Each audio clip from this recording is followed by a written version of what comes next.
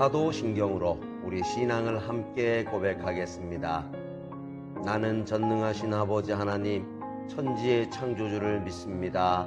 나는 그의 유일하신 아들 우리 주 예수 그리스도를 믿습니다. 그는 성령으로 잉태되어 동정녀 마리아에게서 나시고 본디오 빌라도에게 고난을 받아 십자가에 못 박혀 죽으시고 장사된 지 사흘 만에 죽은 자 가운데서 다시 살아나셨으며 하늘에 오르시어 전능하신 아버지 하나님 우편에 앉아 계시다가 거기로부터 살아있는 자와 죽은 자를 심판하러 오십니다. 나는 성령을 믿으며 거룩한 공교회와 성도의 교제와 죄를 용서받는 것과 몸의 부활과 영생을 믿습니다. 아멘.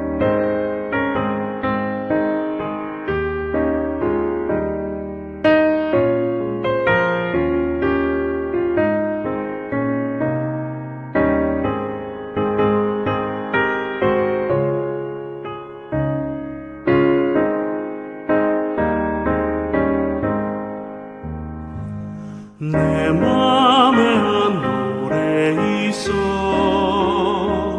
나 즐겁게 늘 부르네 이 노래를 부를 때에 큰 평화 임하도다 평화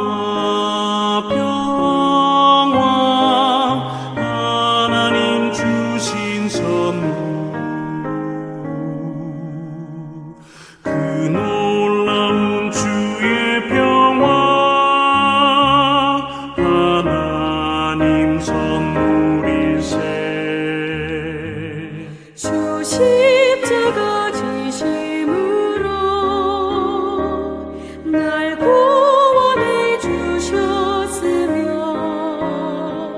주 예수님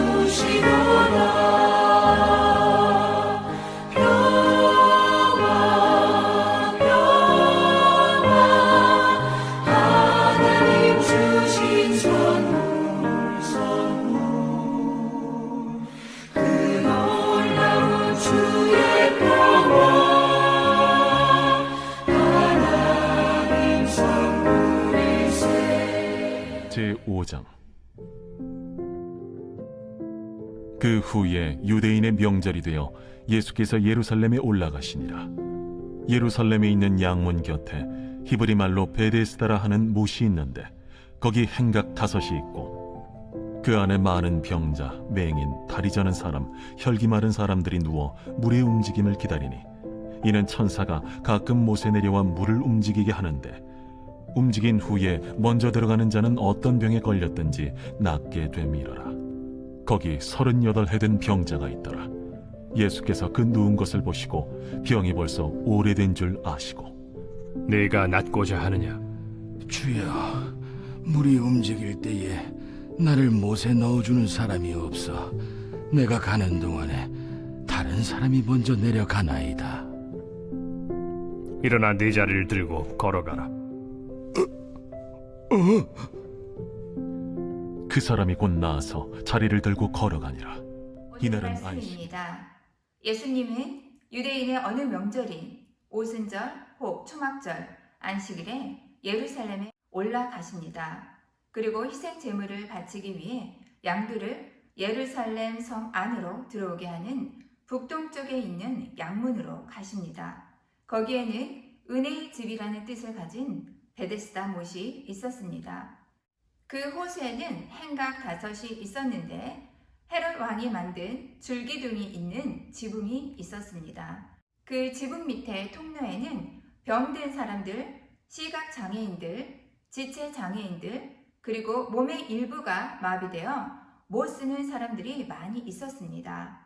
그들이 거기 있었던 이유는 천사들이 가끔 그 못에 내려와 물결을 일으켜 물이 움직이는데 그 물이 움직일 때 가장 먼저 들어가는 사람은 어떤 병에 걸렸든지 치유가 되는 기적을 경험하기 때문입니다. 그런데 거기에는 어떤 병인지는 모르지만 38년 된 병으로 고생하는 한 사람이 있었습니다.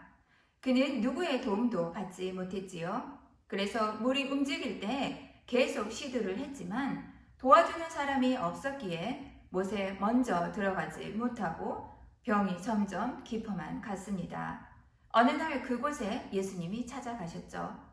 예수님은 38년 동안 병으로 고생했을 뿐 아니라 병세가 아주 심각한 사람을 보고 그에게 내가 낫고자 하느냐 물어보십니다. 병든 자가 치유되는 것은 당연합니다. 예수님이 물으신 이유는 그가 생의 의지를 갖고 있는지 알아보기 위해서였을 것입니다.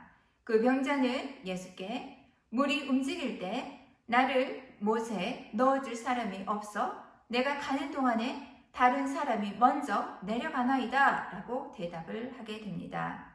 이것으로 보아 병자나 장애를 앓고 있는 사람 중 집안 형편이 좋아서 사람을 고용해 물이 움직일 때 먼저 들어가 치료를 받은 사람이 있다는 것을 알 수 있습니다. 이렇게 말하는데 예수님은 그가 눕던 자리를 들고 걸어가라고 말씀하십니다. 예수의 말씀이 떨어지자마자 38년 동안 병을 앓아온 그 사람은 즉시 치유가 되어 자리를 들고 걸어갑니다. 오늘 말씀을 통해 성자 하나님이신 예수님은 우리에게 교훈을 허락하십니다. 첫째는 하나님께는 불가능이 없기에 인내하고 기다리면 된다는 것입니다. 병자가 무려 38년 동안 병으로 고생하고 있었지요. 38년은 이스라엘이 광야에서 방황하던 시간을 뜻하기보다 병을 실제적으로 앓고 있던 기간을 말하므로 병자에게 소망이 없다는 것을 우리에게 드러내줍니다. 외경 바울의 묵시록에 의하면 욥의 고난이 30년이었는데 그것보다 8년이나 긴 동안 병자는 고통 속에서 지냈습니다. 그 세월 동안 그는 자신의 치유를 위해 끊임없이 기도했을 것이지요. 그런데 지금은 현실적으로 그가 치유받을 수 있는 확률은 제로에 가까웠지 않습니까?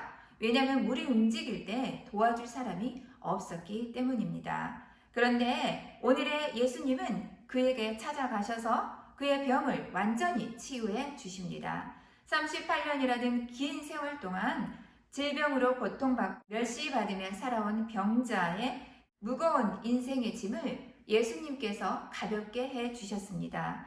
38년 된 병자가 소망을 갖고 있는 것처럼 우리도 예수님 곁에 머무르면 예수님께서 우리의 소망을 이루어 주실 줄로 믿습니다. 둘째, 매일 성실히 살면 기적은 이루어집니다. 베데스다 못의 행각에는 형제들과 장애를 앓고 있는 사람들이 많았는데 왜 유독 38년 된 병자에게 예수님은 다가가셨을까요? 물론 예수님이 그 병이 이미 오래된 것을 알고 계셔서 그를 측은히 여기셨을 것입니다. 그런데 예수님께서 그를 찾아가신 것이 단지 병이 오래된 것뿐만 아닌 것 같은데요.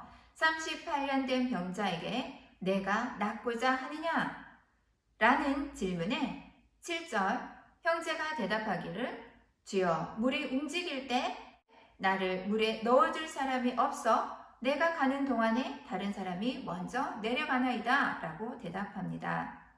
독자는 이 7절을 38년 된 병자의 변명 또는 장애의식에 젖어 있는 정신적 상태라고 해석하는데요. 그런데 이런 해석은 38년 된 병자를 마음에 두는 요한복음 기자가 7절을 통해 말하는 신학적 의미를 파악하지 못하는 것 같습니다. 7절은 38년 된 병자의 현재적 상황과 그의 일생의 삶에 대한 태도를 보고해 줍니다. 물이 움직일 때 사실은 그를 도와줄 사람이 없는 것은 38년 된 병자의 현재적 삶이 참으로 빈곤하다는 사실입니다. 내가 가는 동안 나를 물에 넣어줄 사람이 없다라고 말해줍니다. 에르코마이라는 현재 시제가 쓰여지는데요. 이는 그가 움직일 때 그곳에 들어가기 위해 움직였다라는 의미도 되고요. 매일 삶에서 그가 못에 들어가기 위해 준비되었다라는 의미도 포함되어 있습니다. 더 나아가서 그가 그 못으로 가보고 있다라는 의미도 됩니다. 기자는 예수님이 38년 된 병자에게 다가간 이유에 대해 구체적으로 설명하지는 않습니다. 그러나 우리는 이 7절을 통해서 어느 정도 추측이 가능합니다. 예수님께서 베데스다 못에 가셨을 때 이 병자는 그 병든 몸을 가지고 살아오면서 움직일 시도를 하였다는 것이지요.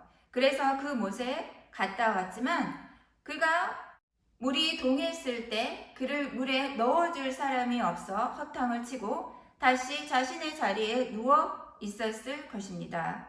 예수님께서 그의 그런 모습을 보시고 그에게 다가가 치유시켜준 것입니다.